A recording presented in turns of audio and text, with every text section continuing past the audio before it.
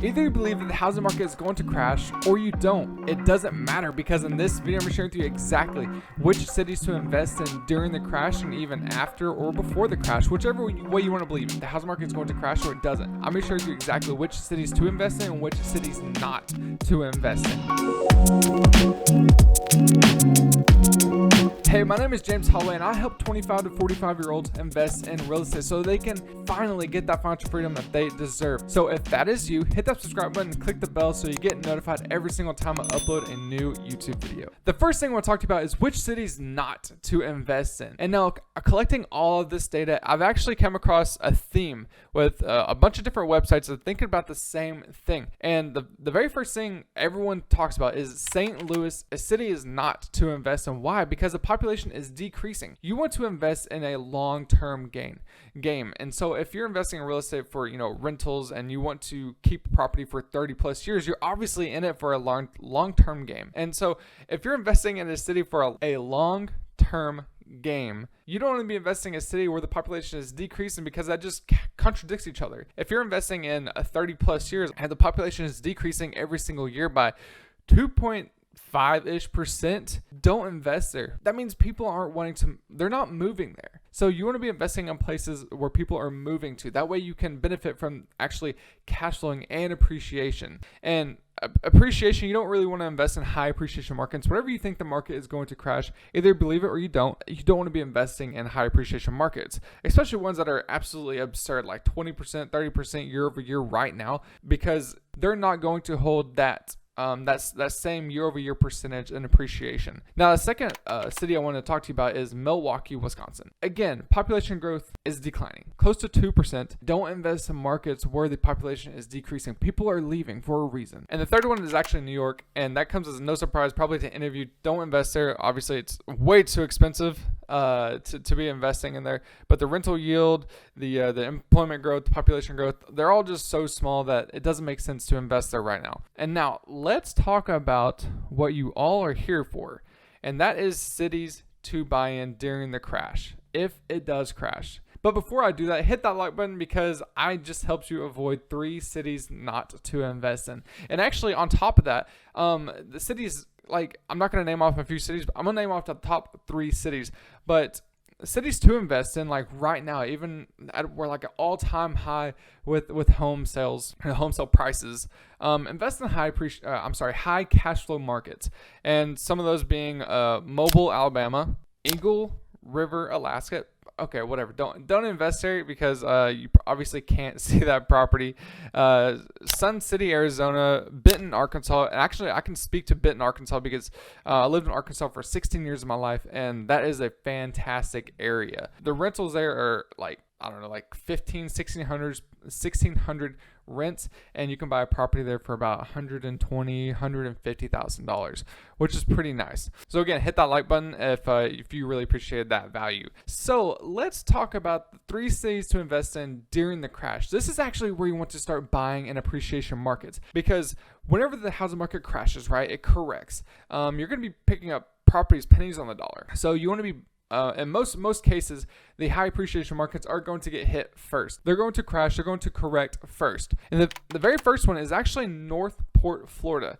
And that's because year over year, it's getting 12% return. And so that means people are actually moving there. They're moving there right now. And this is based off of 2020 data, not 2021, where we're experiencing crazy housing market right now, where people are buying up properties for $60,000, $70,000, $80,000 over asking price. So this was actually before, not really before COVID, but during COVID, people were still moving to Northport, Florida. So what does that mean is whenever the housing market corrects or crashes, if you believe that, people are still going to moving there. And so whenever it does correct, it might correct 10, 20, 30%, whatever it is. Invest in this market, because it's going to keep building. It's going to keep growing, and that's where you want to invest your money, like we talked about earlier. And so this is based off of the U-Haul growth cities. You can actually go to U-Haul and like U-Haul.com, the moving company, and they will actually break it down for you which cities are best to which cities are experiencing most growth, because they actually have enough data from trucks going from a city to a different city, and that's like a one-way trip. And so they can see which cities are actually getting the most traffic, like which cities are getting the most influx and people. So the next city on my list is actually Kissimmee, Florida. And again, Florida, no surprise, because people are flocking to Florida anyways. Like, just Florida in general is crazy growth right now. They're coming from California, they're coming from New York, East Coast, West Coast, Central, wherever, because Florida is just a beautiful place. And so Kissimmee is actually seeing a 10% year over year. Again, this is 2020 data. This is not 2021. We're experiencing crazy all-time highs.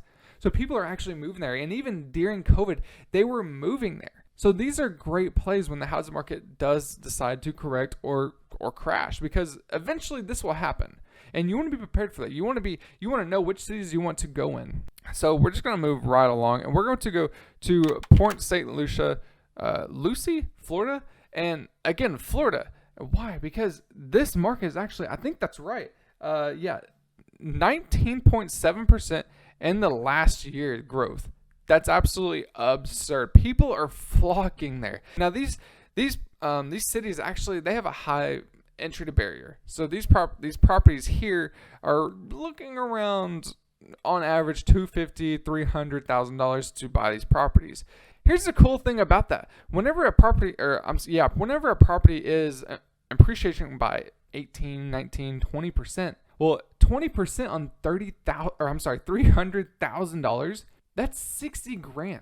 That's $60,000 that you just pocketed in 1 year. Now that probably cannot hold for too long, but that's just due to the influx of people coming in, and COVID, housing prices, whatever, employment growth, a bunch of different factors of what is playing into this increase of appreciation. But even if you do not want to invest in high appreciation markets, and you want to invest strictly for cash flow, those cities that I mentioned before, the Mobile, Alabama, Eagle River, Alaska, maybe not that one, Sun City, Arizona, Benton, Arkansas, La Quinta, California, maybe not that one either, Commerce City, Colorado. I've actually been there. It's actually really nice, and I would invest there for sure. Fort Pierce, Florida. These are cities that you want to be investing in for cash flow. These actually have the highest cash flowing yield. So those are some of the cities that I would be investing in right now. And even, before the crash, if you think it's going to happen, before the crash and during the crash, because you can make money before, after, and in the middle. You can make money at any time during the market, as long as you buy the right